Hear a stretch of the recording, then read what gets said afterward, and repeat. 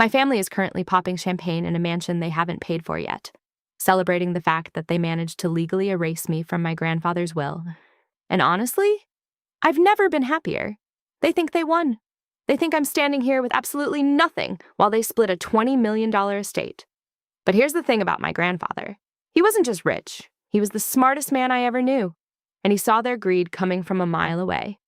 For 3 years, while he was sick, my cousins and aunts were like vultures circling a kill. They stopped visiting him and started visiting expensive lawyers instead. When the day finally came and the will was read, the room was thick with fake tears and very real anticipation.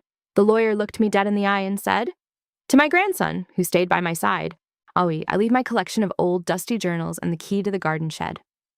My aunt actually laughed out loud. She didn't even try to hide it.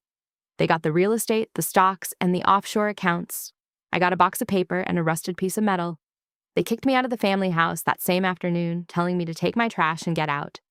I spent that night in a cheap motel, flipping through those journals. They weren't diaries, they were a roadmap. My grandfather knew that a contested will can be tied up in probate for decades, drained by legal fees and family infighting. He knew they would fight over every cent listed on paper. So he spent his final years liquidating his most valuable assets and moving them into a private, anonymous trust that isn't even part of the probate estate. And the key to the shed wasn't for a lawnmower, it was for a high-security vault downtown. Inside was physical gold and the deed to a property they didn't even know existed.